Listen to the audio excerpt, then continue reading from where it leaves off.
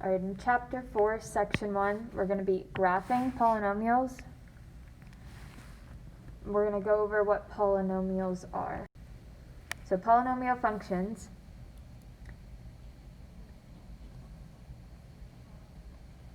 is a monomial or sum of monomial functions. So polynomial, poly, just means many. Nomial means terms. So we have many terms. So before, we were only dealing with trinomials with 3 terms because we had our x squared, our x, and then our constant. So we had 3 terms here.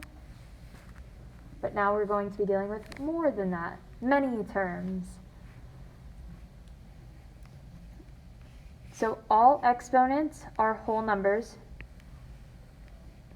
and coefficients are real numbers.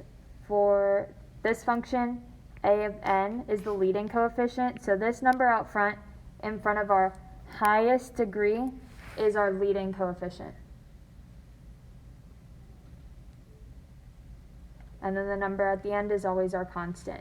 So in standard form, we put it in descending order of exponents from left to right. So just like how we did before with our quadratics, we started with our highest exponent, which was squared, then just put it in descending order.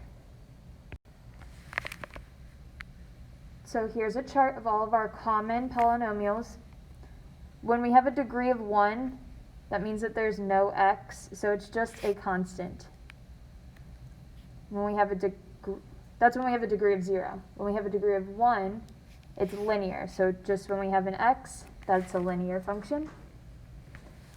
When we have a degree of 2 as our highest degree, it's a quadratic. So in chapter 3, it was all about quadratics. So that degree of 2. If we have a degree of 3, it's a cubic function. And then if we have a degree of 4, it's a quartic function. So these are common polynomials here.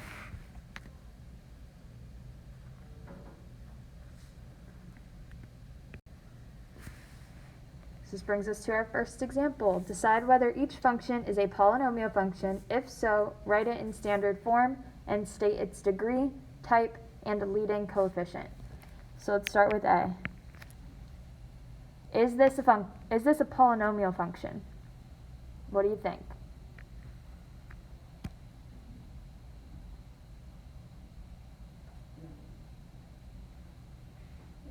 Yes. Because we have an x cubed, an x, nothing outrageous going on here. It's a polynomial function. What is our highest degree?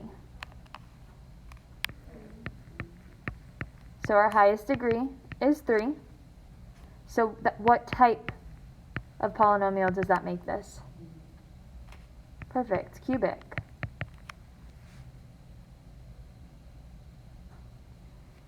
And what is our leading coefficient?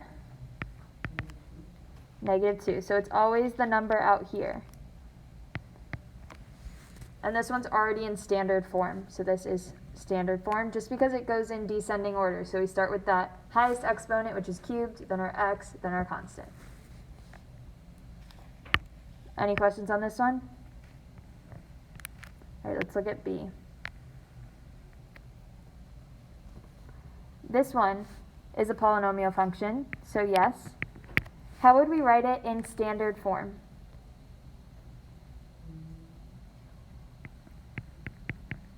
What is our highest degree we have here? X to the 4th. So first we write square root of 2, x to the 4th. What comes next?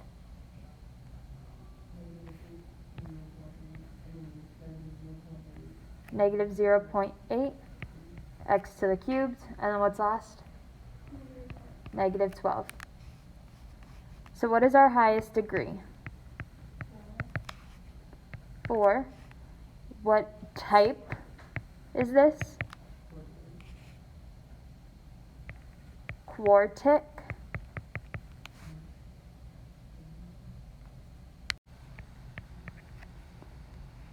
And then what is our leading coefficient?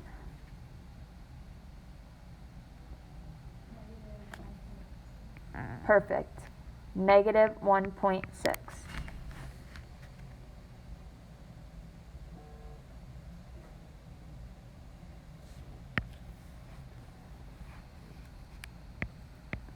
All right, let's do number 2. What do we think? Is it a polynomial function? Nope, because we have this negative 2 in our exponent. So that makes this not a polynomial function.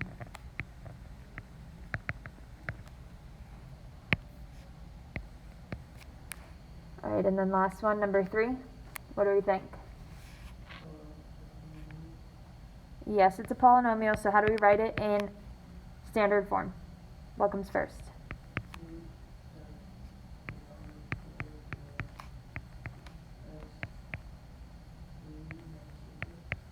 Perfect. We start with our highest degree, so 3x to the power 4, then cubed, then our x. So now, what is our highest degree? 4. What type does that make this? Quartic. And what's our leading coefficient? 3. Perfect.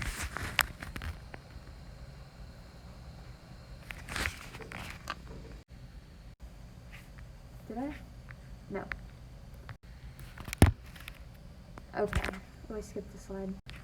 All right, next we have evaluating a polynomial function.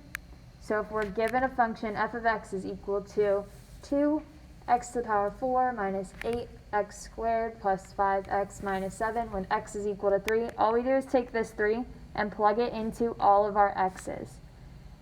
So we're evaluating f of 3. This means we plug 3 into all of our x's. So we have 2 times 3 to the 4th power minus 8 times 3 to the 2nd power plus 5 times 3 minus 7.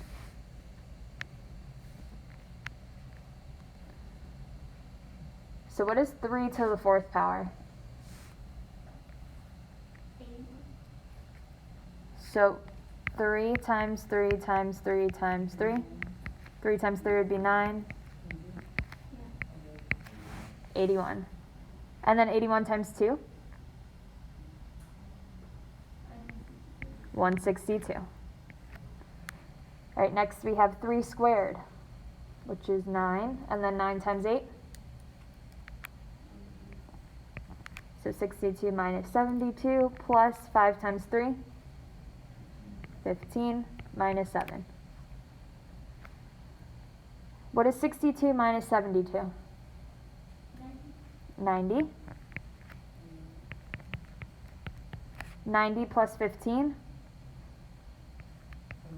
105. And then 105 minus 7? 98. So f of 3 is 98. So all we do is plug it in and evaluate. All right, the last thing we're going to go over today is determining the end behavior of a polynomial function. So this is going to help us graph our polynomial function. If we have a degree that is odd, so if we had x cubed, our degree is odd and our leading coefficient is positive. So this is a positive x cubed. Our end behavior of our graph, it goes down to the left and up to the right. So we could call this falls left, rises right. So I always think of an x cubed graph that looks like this. If it's positive, it ends going up and starts going down.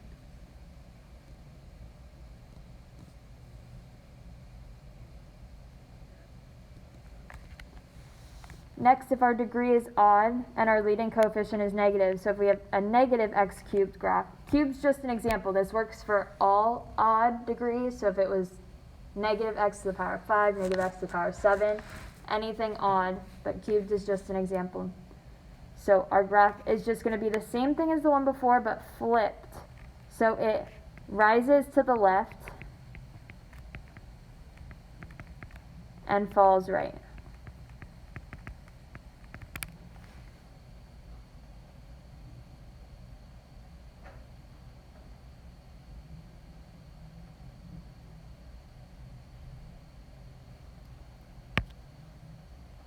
Next, if our degree is even, so this is like for an x squared graph,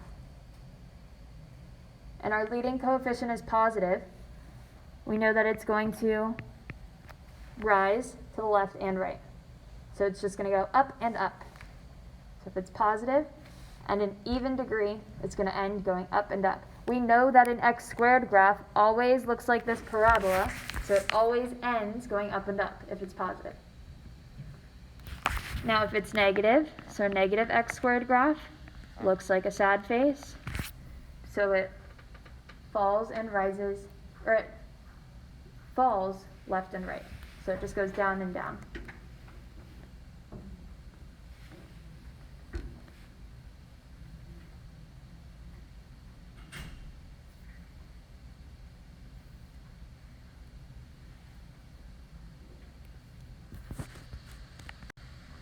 So let's look at our example. So describe the end behavior of the graph of f of x is equal to negative 0.5 x to the fourth plus 2.5 x squared plus x minus 1. So for describing end behavior, we ignore everything except our first term. All we're looking at is our highest degree term. Everything else we can ignore. So now this is even, because our exponent is 4, and it's negative. So what do we know about an even degree and a negative leading coefficient? What does that tell us about our end behavior? Franco, what'd you say? It's a sad face. So we could just say it goes down and down. On the homework, you can just draw the arrows. I don't mind. When you guys take a quiz on this, it won't be next week, but it'll probably be the following week. I'll make sure I let you guys know what the answer choices would look like. But I would accept the arrows. Just know that the end behavior is down and down.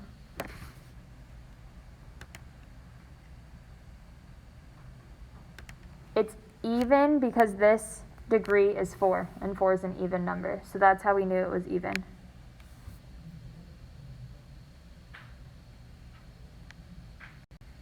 Okay, so I'm going to skip 4 and 5 for now, so let's just look at 6, because this one has the end behavior. So what are we looking at to describe the end behavior of the graph? Just the first term. We ignore the rest. So is this even or odd? Odd, because our degree is 3. Is it positive or negative? Positive. We have a positive 0.25. So how is our graph going to start? It starts down and ends up.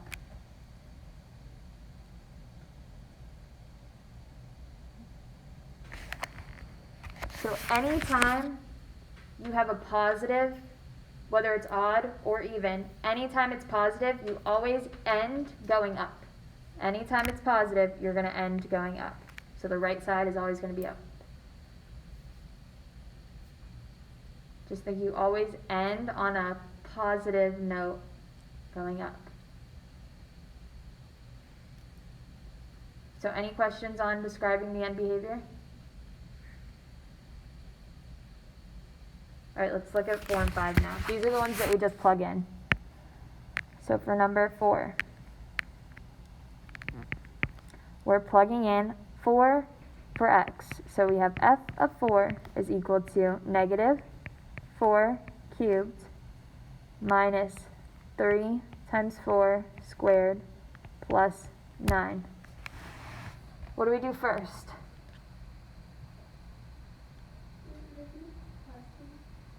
Oh, yep, plus 3. What do we do first?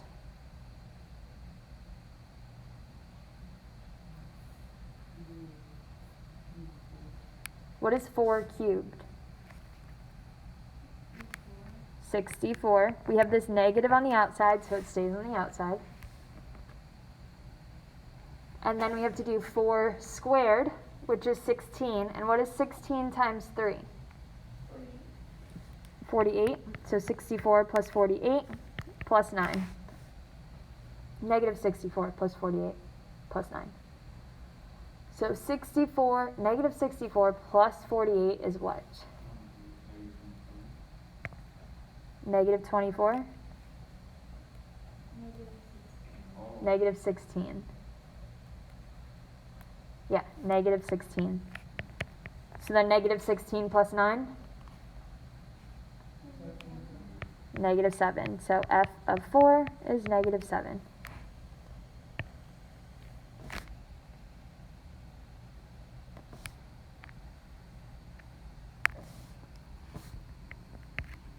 And 5, we're doing the same thing. We just plug it in. So we have f of negative 2 is equal to 3 times negative 2 to the 5th power minus negative 2 to the 4th power minus 6 times negative 2 plus 10. So first thing we need to do is our exponents. So what is negative 2 to the 5th power?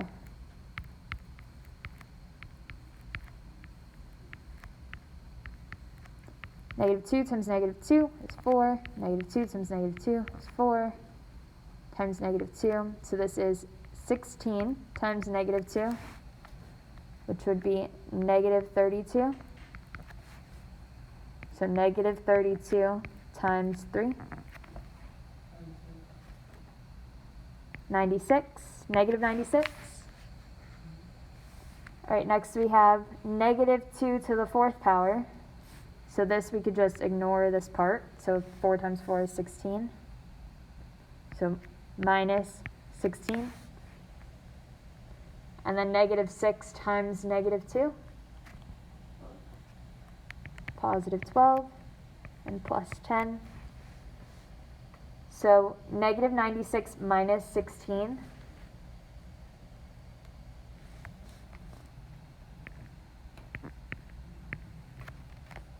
Negative 112